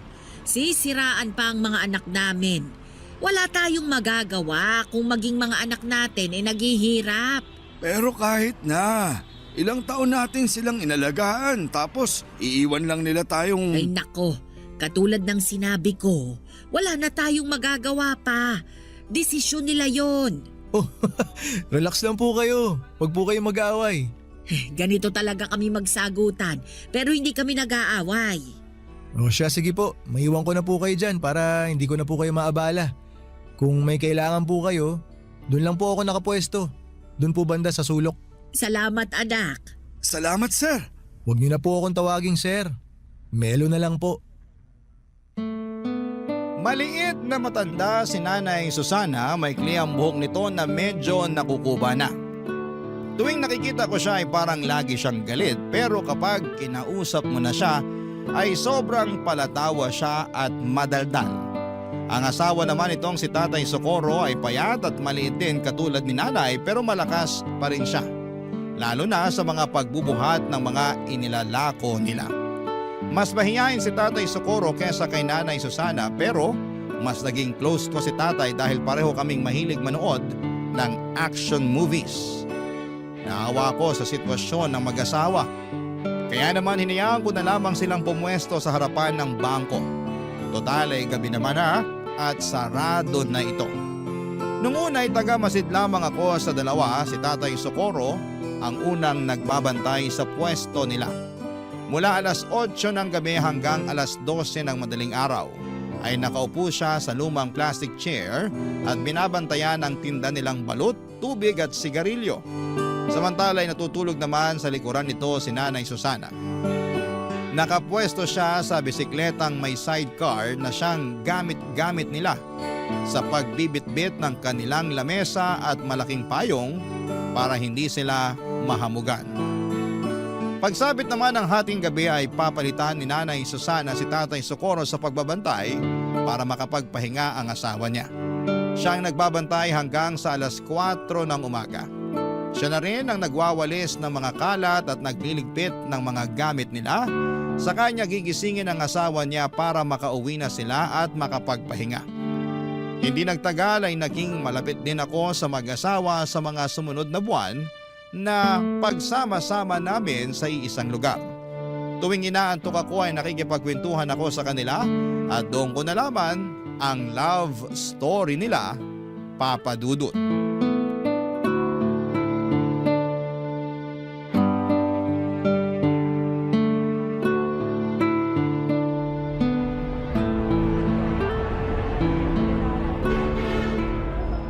Tay, pabili po ako ng yosi. Isa lang. Anong yosi mo? Yung mentol po. Heto, 4 bayad niyan ha. Salamat po. Eto po bayad. Nag-yosi ka pala? Opo, pero minsan lang. Lalo na kapag inaantok po ako. Kung gusto mo, may kape ako rito para magising ka. Nagtitinda rin po kayo ng kape? Hindi. Nagdadala lang kami ng kape para kung sakaling antokin makakapagkape kami. Ah, akala ko may binibenta rin kayong kape. Oh, hetong kape. Okay lang po, salamat na lang. Baka po wala ng kape si nanay mamaya. May extra naman kami. Karaniwan kasi, nakakadalawa ako ng kape. Maraming salamat po ah. Timplahin ko na po itong isa. May maliit na thermos dyan sa may bike. Hanapin mo na lang. Yun po bang nasa tabi ni Nanay Susana? Oo, yun nga. Kunin ko na po. Ay sige, mamaya ako natitimplahin. Sarap po ng tulog ni Nanay. Oo nga Napagod siguro kanina sa bahay. Naglaba Mukhang sanay na sanay talaga kayo sa puyatan ano? Ilang taon na po ulit kayo nagtitinda rito? Nasa 10 taon na rin siguro. Hindi ko na maalala kung kailan kami nagsimula Paano naman po kayo nagsimula? Bakit nyo naisipang magtinda rito? May sari-sari store dati si Susana. Kaso nalugi. Nung umalis sa bahay yung bunso namin, nagpasya yung asawa ko na magtinda na lang ng balot dito sa may terminal. Tapos may mga naghahanap ng sigarilyo. Kaya nagdagdag na rin kami ng sigarilyo tsaka tubig na rin. Kumusta naman po ang kitaan? Sakto lang para sa aming dalawa. Kahit papano, kumikita naman kami ng sapat para may pambili ng bigas. Minsan, kung matumal ang benta, kumakain kami ng kangkong na tanim ng asawa ko. Marami yung tanim sa bahay Meron siyang talong, sili, kamatis. Kung ano yung mga gulay na nasa bahay kubo na kanta, meron siya. Para po mas tipid no? Ako nga gusto ko rin magtanim para may mapagkukunan ng ulam kapag kinapos. Kaso hindi mahilig yung mga bata sa gulay Ilan na ulit anak mo? 3 po, isang lalaki tapos 2 babae. Pareho pala tayo. Isa lang din lalaki ko. Tapos babae na lahat. Matanong ko naman po kayo tay. Paano po kayo nagkakilala ni Nanay Susana? Mahabang kwento yan. Maaga kami nagkakilala niya ni Susana. Bata pa lang kami noon. Gaano po kabata? 16 siya noon tapos 21 naman ako. Nagkakilala kami sa isang pista. Ah, talaga po? Oo, kasama niya mga kaibigan niya noon. Puro sila sosyalin. Si Nanay? Oo, mayaman yan noon.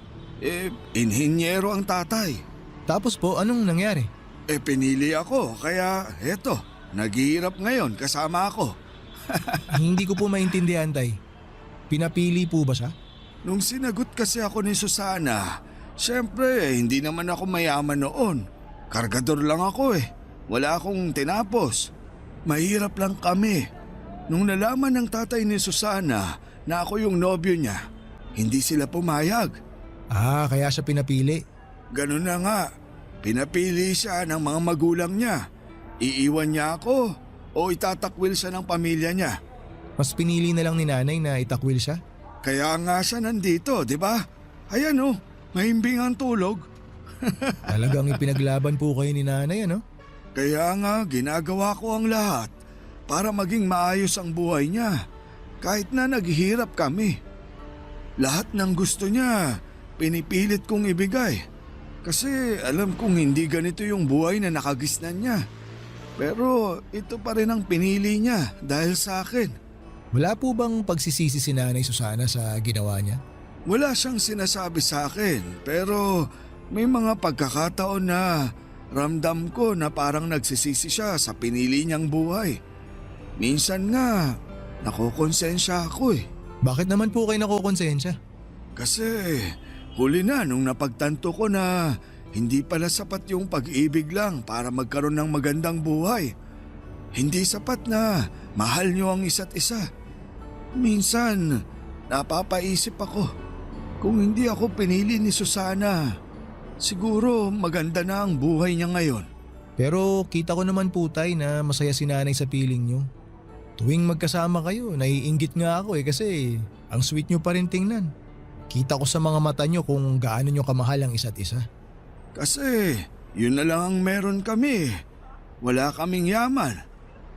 Ang meron lang kami ang isa't isa. Naantig ako sa love story nila Nanay Susana at Tatay Socorro. Pero sa parehong pagkakataon ay nalungkot din ako na hanggang sa pagtanda nila ay kayod kalabaw pa rin sila na para bang walang ipinagbago ang buhay nila noon hanggang sa kasalukuyan. Nakaka-relate ako sa kwento nilang dalawa dahil halos ganun din ang nangyari sa akin at sa unang babaeng inibig ko noon. Bago ko nakilala ang asawa ko ay meron akong babaeng minahal ng lubusan. Masasabi ko na siya ang taong bumasag ng puso ko ng sobra-sobra sa puntong muntik na ako mawala ng pag-asang makahanap pa ng pag-ibig. Nakilala ko siya sa isang charity event. Hindi pa ako gwardiya noon, tambay pa lamang ako dati na kung ano ang available na trabaho ay yon ang kinukuha ko. Naging driver ako ng isang NGO na tumutulong sa mga kabataang nakatira sa liblib na lugar. Miyembro siya ng naturang NGO at siya ang nanguna sa charity event na yon. Nasa passenger seat ko siya noon at sa kabaan ng biyahe namin ay doon ko siya nakilala. Simula noon, Papa Dudut, tuwing kailangan nila ng driver ay ako na ang kinokontak nila. Hindi na mabilang ang charity na ginawa namin noon. Hanggang sa nagka-developan kaming dalawa. Nag-date kami ng ilang buwan hanggang sa sinagot niya ako.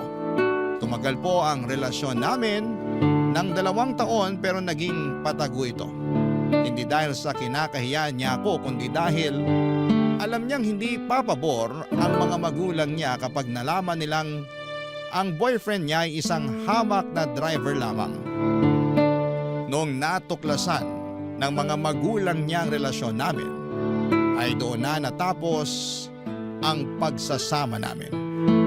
Sa kasamaang palad ay mas pinili ng ex ko ang magandang future niya kaysa sumama sa akin sa hirap at sa ginhawa. Hindi katulad ni Nanay Susana, hindi ang dalawa. Barangay Love Stories. Barangay Love Stories. Matagal bago ako naka-move on sa pag-ibig na yon, Papa Dudut. Siya kasi yung first love ko na inakala kong makakasama ko na sa panghabang buhay. Masyado pa kasi akong bata noon para maniwala na ganon lang kadali ang pag-ibig. Hindi rin naman nagtagal ay nakahanap din ako ng babaeng tunay na ka-forever ko. Sabi nga nila kapag hindi napasayo ang isang bagay, ito'y dahil may ibang mas magandang bagay pa na darating para sayo. Ang naging pangalawang girlfriend ko ay siya na rin pong napangasawa ko. Isa siyang teacher na nakilala ko lamang dahil sa mga kaibigan namin. Nagtatrabaho na ako noon bilang gwardiya noong naging kami, Papa Dudut. Minahal niya ako ng buo at totoo at hindi naging hadlang ang estado namin sa buhay. Ngayon ay may 3 na kaming anak at kahit papaano ay nabibigyan naman namin ng maayos at komportableng buhay ang mga anak namin kahit na hindi kami mayaman. Kung ako ang tatanungin ninyo, Papa Dudut, ay wala akong pinagsisisihan sa naging takbo ng love life ko. Totoo na nasaktan ako noong nawala sa akin ang unang babaeng minahal ko pero never ko siyang sinisisi na mas pinili niya ang future niya kesa sa akin. Nakita ko rin kasi na naging maganda naman ang outcome ng pag-iwan niya sa akin. Dahil may common friends kami sa Facebook ay may time noon na dumadaan sa newsfeed ko ang post ng ex kong yon.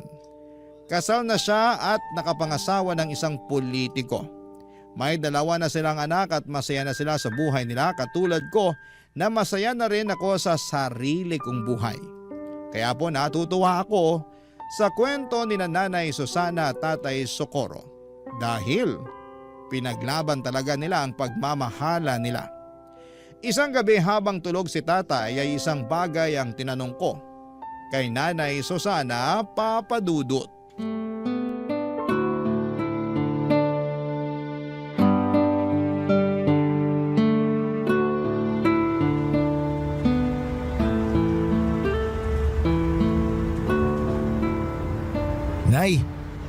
Tulog na ba si Tatay Socorro? Naku, tulog na. Bakit? Sayang. Nakalimutan ko na pinabaunan pala ako ng misis ko ng pagkain. May dala po akong spaghetti dito tsaka Shanghai na pang midnight snack sana natin.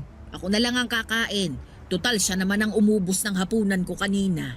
Tirahan na lang po natin siya para may makain siya mamaya paggising. Mabuti pa nga. Ayaw kasi niya nang naiistorbo kapag tulog siya.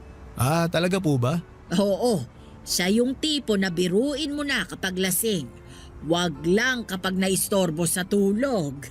O sige po, tayo na lang po ang magsalo nitong baon ko. Bakit? May handaan ba sa inyo? Birthday po kasi ni Mrs. Nagluto siya ng spaghetti para sa mga bata tapos Shanghai. Ay sabihin mo sa kanya happy birthday ha. Makakarating po. Matagal-tagal na rin akong hindi nakakatikim nito eh.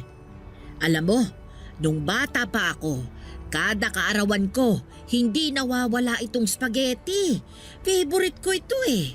Nabanggit nga po sa akin nung mga nakaraang araw ni tatay na mayaman daw ang pamilya niyo, Nay. Oo, 2 anak lang kasi kami kaya kung ano yung mga gusto namin, ibinibigay talaga ng papa namin. Kahit kailan, hindi po ba talaga kayo hinanap ng mga magulang niyo? Hindi. Hindi ko alam kung sinubukan ba nila akong hanapin. Hindi rin kasi nila alam kung nasaan ako eh. Bakit po hindi nila alam? Kasi nagtanan kami ni Socorro. Walang nakakaalam kung saan kami nagpunta pati mga kaibigan ko. Eh nung araw na yon, tinalikuran ko lahat-lahat. Ibig niyo pong sabihin, simula noon, hindi niyo pa rin po nakikita ang pamilya niyo? Nagpunta ako sa libing ng nanay ko. Yun na yung huling pagkikita namin. Nakakalungkot naman po yun. Eh yung tatay niyo po? Mas nauna siyang namatay. Hindi ako nakapunta noon kasi wala akong pamasahe. Ipinagdasal ko na lang siya. Pero wala naman po kayong pinagsisisihan sa mga naging desisyon niyo sa buhay, Nay. Kasi maganda na yung buhay niyo noon eh. Ako? Nako, marami akong pinagsisisihan. Tulad po ng ano? Na sana hindi na lang ako nakipagtanan. O hindi kaya bago ako nakipagtanan, dinala ko yung mga alahas ko para may maisasadla ako. Nagsisisi po ba kayo na pinili niyo si Tatay Socorro? Eh, sino ba naman ang may gusto ng ganitong buhay, 'di ba? Masyado pa akong bata noon eh, at sa pag-ibig. Akala ko kakayanin ko lahat kasi kasama ko ang taong minamahal ko. Pero hindi pala ganun yun. Iba ang realidad sa mga pelikulang napapanood natin. Kung babalik po kayo sa nakaraan, Nay, tingin niyo ba iibahin niyo yung naging takbo ng buhay niyo? Hindi. Wala akong babaguhin. Ah, wala po. Akala ko po ba... Hindi naman porket nagsisisi ako. Ibig sabihin nun gusto ko nang burahin yung mga nangyari sa buhay ko. May mga pagsisisi ako, pero wala akong babaguhin. Alam mo kung bakit? Bakit po? Kasi naging masaya ako. Yun yung isang bagay na ayaw kong mawala sa akin. Masaya ako na si Socorro ang napangasawa ko. Masaya ako na nagkaroon kami ng maraming anak. Masaya ako na sa kabila ng hirap ng buhay, magkasama pa rin kami hanggang ngayon. Masaya ako kasi napatunayan namin sa mga magulang ko na kaya naming magtagal kahit wala kaming itinatagong yaman. Lahat ng sayang yon ay dahil kay Socorro. Nakakatuwa naman po yun. Kaya ikaw, sundin mo kung anong nasa puso mo, ipaglaban mo, pero gamitin mo rin ang utak mo para sa ikabubuti. Hindi lang ng sarili mo ha, kundi pati na rin ng pamilya mo. Opo, Nay. Tatandaan ko po yung mga sinabi niyo. Sa panahon ngayon ay malimit na lamang akong makakita ng mag-asawang sabay tumatanda. Katulad nila Nanay Susana at Tatay Socorro ay dalangin ko rin na makasabay ang asawa ko hanggang sa pagtanda ko. Parang napakahirap na rin kasing makahanap ng kabiyak. Nasasamahan tayo hanggang sa pagtanda natin. Kung hindi nasisira ang relasyon ng mag-asawa dahil sa pangangaliwa, minsan ay mas maaga namang kinukuha sa langit ang isa. Kaya maswerte ang mag-asawa dahil napanindigan nila ang pangako nila sa bawat isa na magsasama hanggang sa pagputi ng mga buhok nila. Nakakainggit dahil hindi yon nagawa ng mga magulang ko. Maaga kasi kaming iniwan ni tatay matapos siyang malunod. Noong mga bata pa lamang kami dala ng kalasingan. Nasa dagat kami noon at nagsiselebrate ng birthday ng kapatid ko. Nagiinuman sina tatay kasama ang mga kapatid nito noong nagpaalam siya para umihi. Makaraan nga ang ilang minuto ay hindi na siya bumalik pa.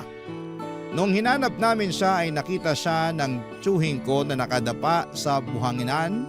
Ang ulo nito ay nakalubog sa mababang parte ng dagat. Tuwing nakikita ko sina Nanay Susana at Tatay Socorro ay parang natutunaw ang puso ko sa saya. Sila kasi yung klase ng pag-ibig na pinapangarap ng marami. Pag-ibig na nagsimula noong mga bata sila at napanindigan nila hanggang sa tumanda na sila. Sila yung pag-ibig na hindi naranasan ng mga magulang ko at pag-ibig na gusto ko ring maranasan balang araw. Pero sa kabila ng saya na nararamdaman ko para sa pagsasama nilang dalawa, hindi ko rin maiwasang maawa sa kasalukuyang estado nila. Sa edad nilang yon, dapat ay nagpapahinga na lamang sila. Hindi na rin kasi maganda sa kalusugan nila ang nagpupuyat para lamang kumita. Nang minsang tanungin ko kung nasaan na ang mga anak nila, ay mas lalong nakaramdam ng awa ako para sa mag-asawa.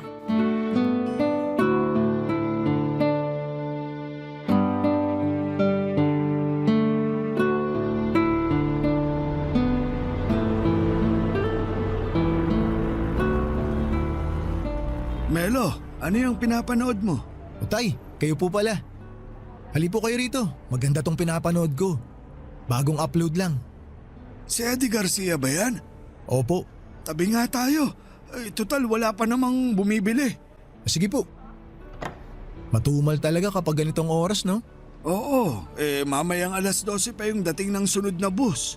Talagang kabisado nyo na po yung pagdating ng mga bus ah. Dekada ba naman na akong nagtitinda rito? Kabisado ko na ang lahat. Wala po ba kayong ibang trabaho noon? Meron. Dati akong konduktor, tapos naaksidente ako. Kaya hirap na akong makabiyahe ng malayo. Buti po kinaya nyo na buhayin yung mga anak nyo, no? Marami yun ah. May sari-sari store kami noon. Yun yung negosyo ng asawa ko. Ang lakas nun dati, kaso nalugi. Bakit naman po nalugi? Maraming gumaya eh. Sunod-sunod na nagkaroon ng sari-sari store dun sa lugar namin. Kaya ayun, nagkaagawan ng suki. Kaya po ba dito na lang kayo nagtinda? Ganun na nga. Buti po nakaya nyo pa rin suportahan yung pamilya nyo noon, no? Kahit na ganito lang yung trabaho nyo. Sa awa ng Diyos, nakaya naman namin. Tuwing umaga, naglalabas si Susana. Ako naman, nagpapataya ako noon ng weteng. Doon namin kinuha yung mga pinangtustos namin sa mga anak namin. Tapos nagpupuyat pa po kayo sa gabi. Oo, wala kaming magagawa. Mataas pangarap namin para sa mga anak namin eh. Napagtapos nyo po silang lahat? Hindi, pero may 3 kaming napagtapos.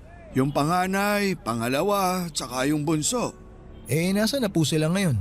Bakit parang bigla na lang nila kayong iniwan? Yung panganay, nurse sa abroad. Dinala siya doon ng asawa niya.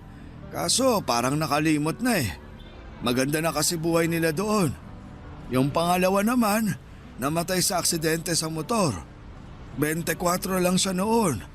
Yung pangatlo, nagtana naman. Nagmana sa amin. Yung dalawa po, tay, nasaan?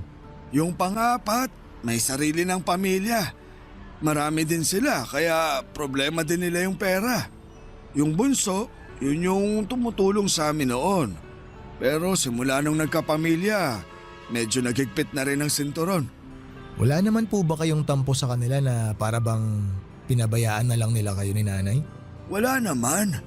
Ang mahalaga sa amin nagampanan namin ng maayos yung trabaho namin bilang magulang. Ayaw din naman namin ni Susana na humingi ng tulong sa mga anak niya kasi alam niya na may mga kanya-kanya na rin silang buhay. Kahit hirap na yun, ayaw niyang maging pabigat sa ibang tao. Nakakalungkot naman po yun. Kung ganun ginawa sa akin ng mga anak ko, malulungkot ako. Mantakin nyo tay ha, pinalaki ko sila ng maayos tapos bigla na lang nila akong iiwan kapag nakatayo na sila sa sarili nilang mga paa. Yun naman talaga yung trabaho natin bilang magulang eh. Yung tulungan sila. Hindi nila obligasyon na ibalik yung mga sakripisyo natin sa kanila. Kahit na. Para sa akin lumalabas na wala silang utang na loob kapag ganun. Wala naman talaga dapat silang utang na loob eh. Hindi naman nila ginusto na ipanganak sa mundong to. Tayo mismo ang nagdesisyon noon. Kaya tayo dapat ang mag-alaga sa kanila. Tama po kayo pero sabi ko nga po tay, nakakalungkot.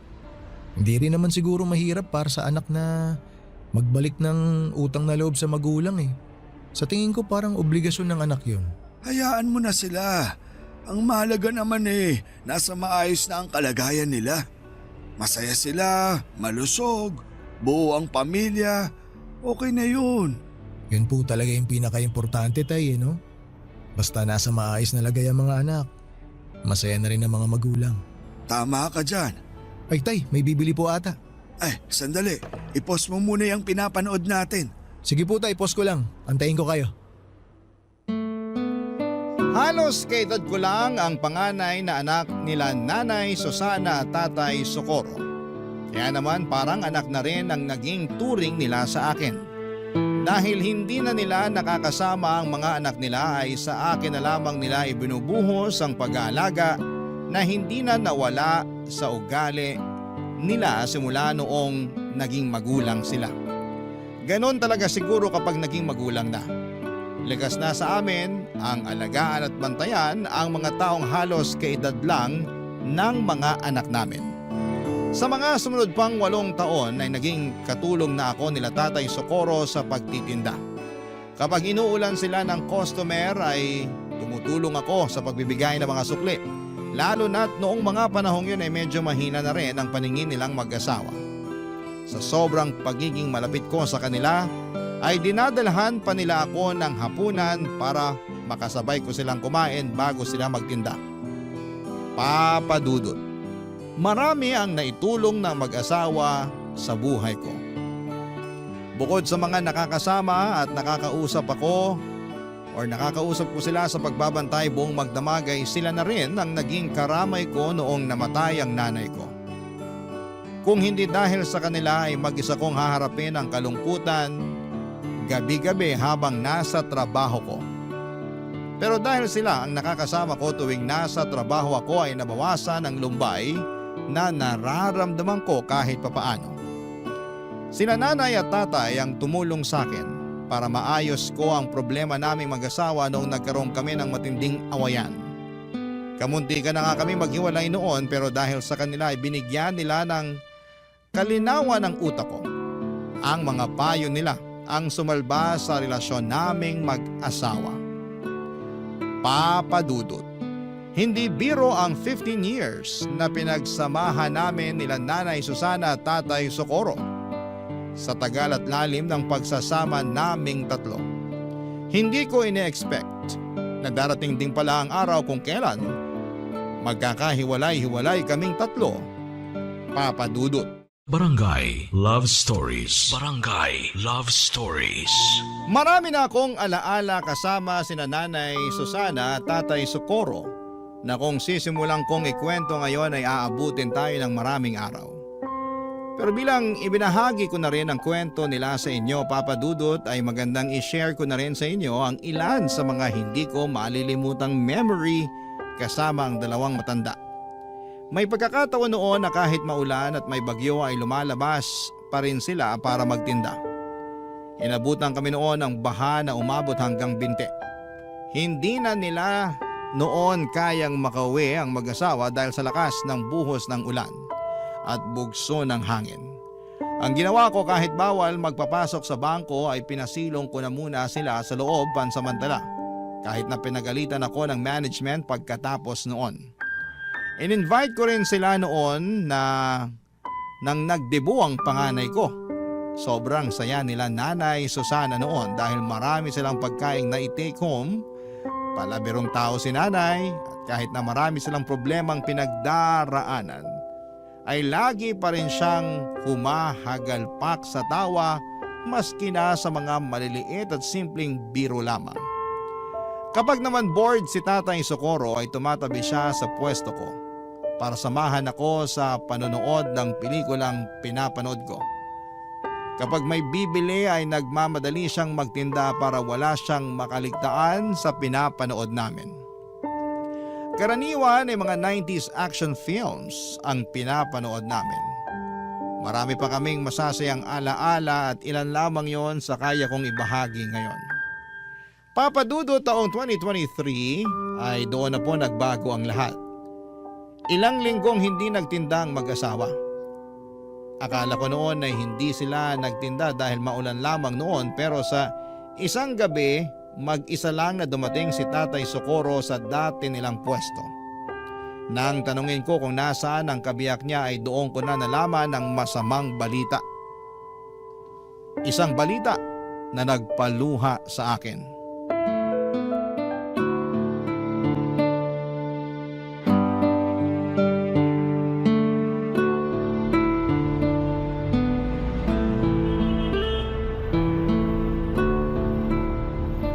Tay Socorro, kumusta na po kayo? Ilang linggo rin kayo nawala ni Nanay Susana ha? Mabuti naman ako, Melo. Hindi niyo po ata kasama si Nanay ngayon, Tay. Nasa ospital siya ngayon. Ha? Bakit po? Anong nangyari kay Nanay? Di ba matagal na siyang inuubo?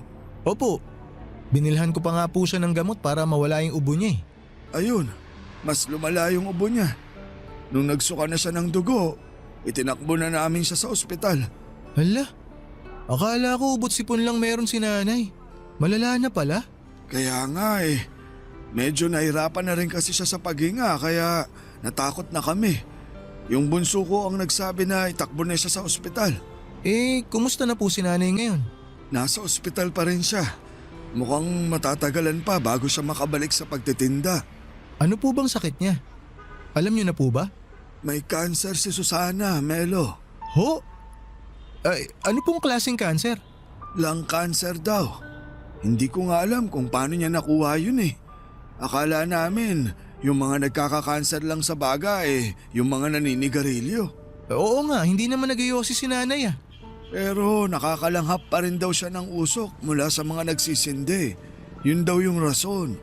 Hala, paano na ngayon yan, Tay? Kaya nga ako nawala ng ilang linggo kasi nagbantay ako sa ospital.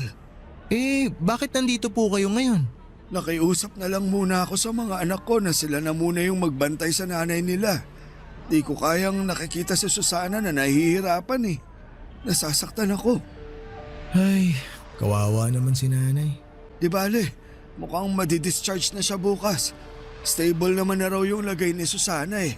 Kaso nga lang, kailangan pa rin niyang bumalik sa ospital para sa treatment niya.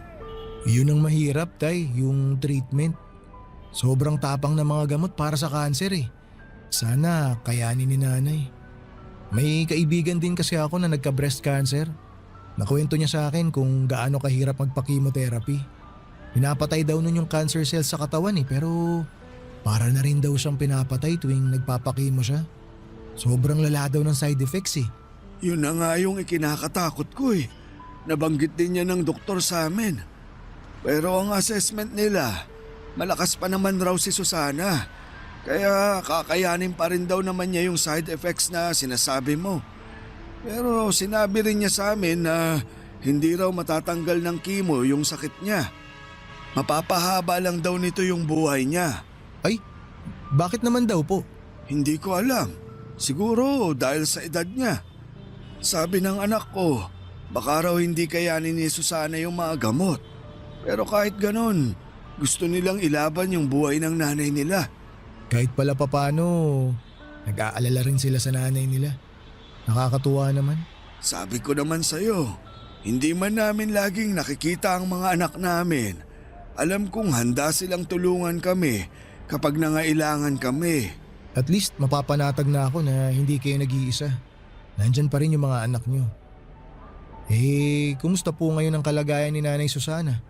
Ayun, medyo mahina pa rin ang katawan. Ewan ko nga eh.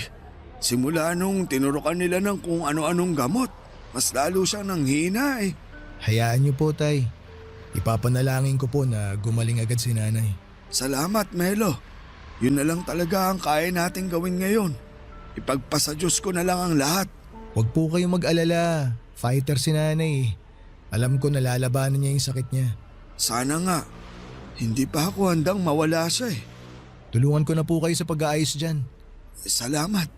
Ilagay muna natin tong payong ha. Sige po. Kailanman ay hindi ko nakita si Nanay Susana na nagsindi ng sigarilyo. Hindi siya nagbibisyo pero dahil gabi-gabi siyang nakakalanghap ng usok mula sa mga parokyano nila, ay nadali ang baga ni Nanay. Doon lang nila nalaman na kahit na hindi pala naninigarilyo ang isang tao ay pwede pa rin itong tamaan ng komplikasyon sa baga na dulot ng usok nito. Ang tawag doon, Papa Dudut, ay second-hand smoking. Sa katunayan, mas malala pa nga daw ang epekto ng second-hand smoking sa iba kesa sa mismong tao na humihit-hit nito. Noong nalaman nilang may cancer si Nanay Susana ay nagtulong-tulong ang mga anak niya para maipagamot siya. Kaso nga lang ay mahal ang mga treatment na kinakailangan ni Nanay, lalo na't late stage na ang sakit niya. Sa mga unang buwan ay nagawan pa nila ng paraan ng mga gastos sa ospital. Pero kalaunan ay nawalan din sila ng mapanghuhugutan. At para hindi mahirapan ang kanyang pamilya, si Nanay Susana na mismo ang nagdesisyon na huwag nang ituloy ang treatment niya. Masyado na raw siyang matanda para ipaglaban pa ang buhay niya. Isa pa ay hindi na raw nito kinakaya ang mga side effect ng treatment niya. Tanggap na niya na hanggang doon na lamang ang buhay niya. Kaya mas pinili na lamang niyang maghirap ng mag-isa kaysa idamay pa ang pamilya niya. Nakakalungkot na parang sumuko na lamang si Nanay Susana sa buhay pero naiintindihan ko kung bakit mas pinili niyang tumigil na lamang sa pagpapagamot. Mahirap kasing lumaban kung ikaw mismo ay walang pera para ipaglaban ang sarili mong buhay. Gusto ko mang makatulong noon ay wala naman akong ekstrang pera na maipapahiram sa mag-asawa dahil maging ako ay sapat lang ang kinikita para sa sarili kong pamilya. Tanging panalangin na lamang noon ang naitulong ko para kay Nanay Susana.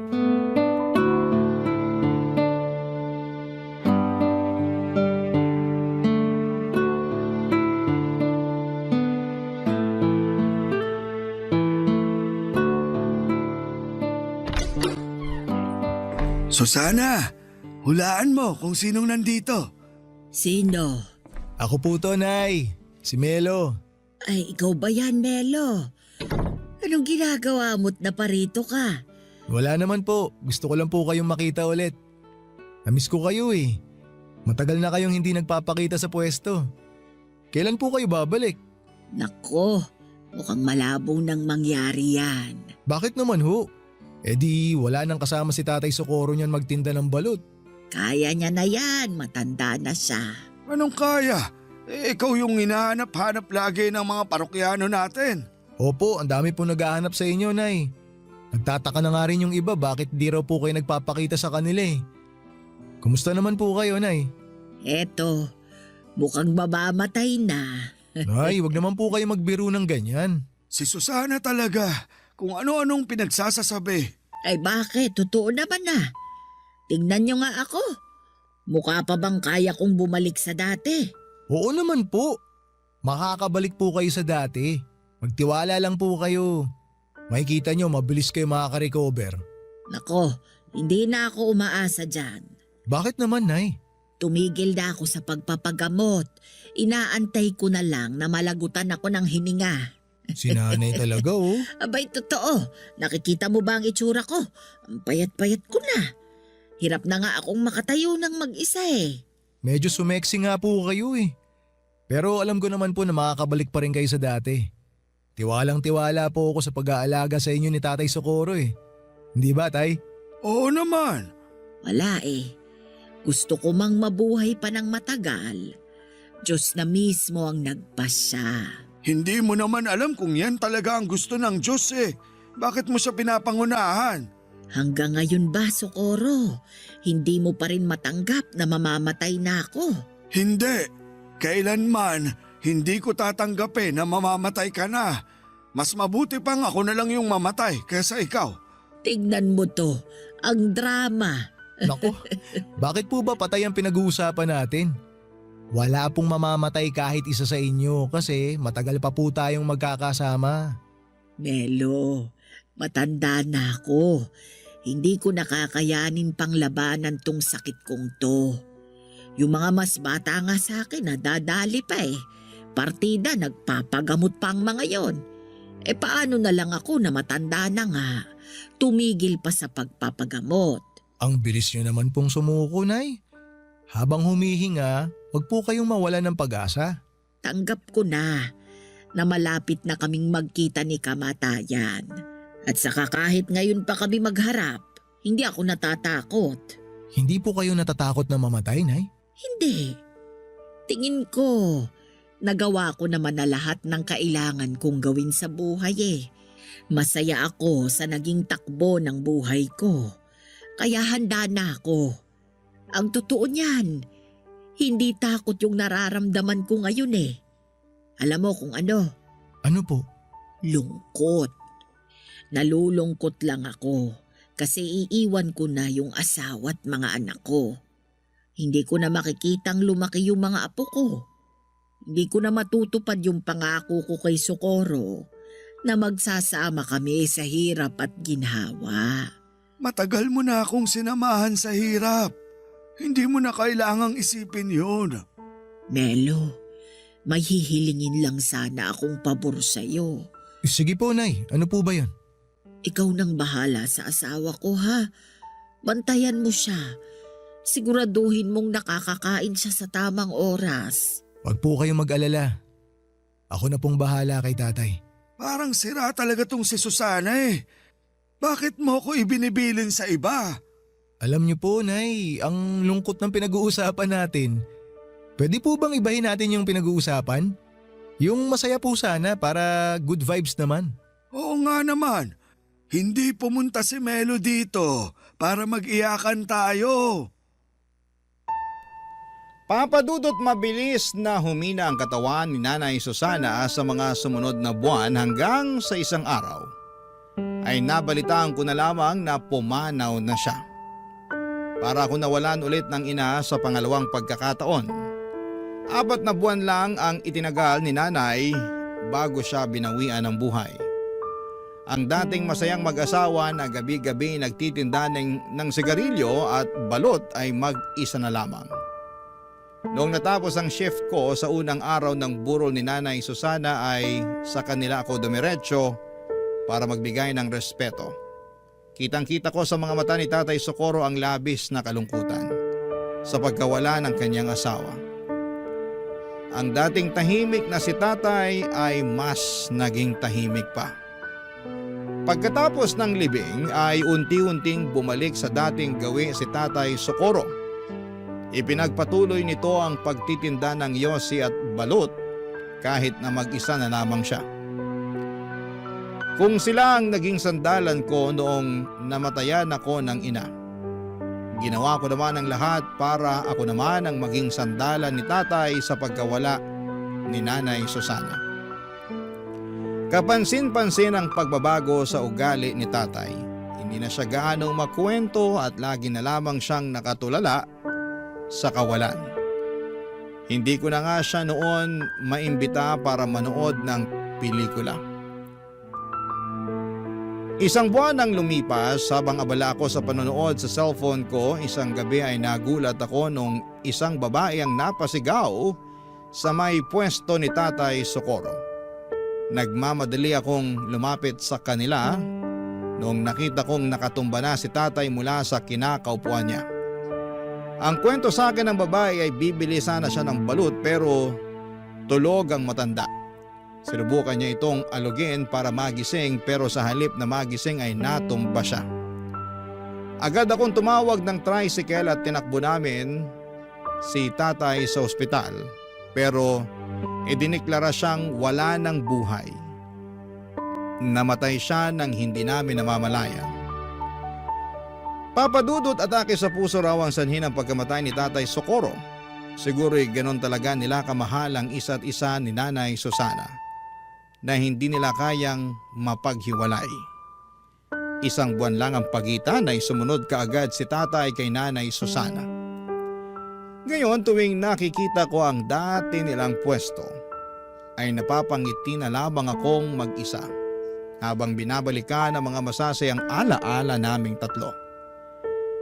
Iba na ngayon ang tindera doon pero hanggat nabubuhay ako ay hindi ko makakalimutan na minsan ay may dalawang matanda na nagpakita sa akin ng tunay na kahulugan ng tunay na pag-ibig. Dito na po nagtatapos ang sulat ko at maraming salamat po, Papa Dudut, ang inyong kapuso at kabarangay forever, Melo.